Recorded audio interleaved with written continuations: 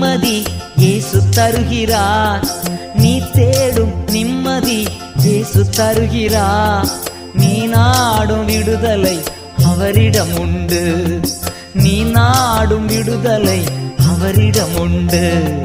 பாவ மன்னிப்பின் நிச்சயத்தை பெற்றுக்கொள்ள வேண்டும். பரலோகத்தில் ஓரிடம் நீ பெற வேண்டும். இயேசு தருகிறார், இன்று தருகிறார். அதற்காகத்தான் சிலுவையிலே ரத்தம் சிந்திவிட்டார்.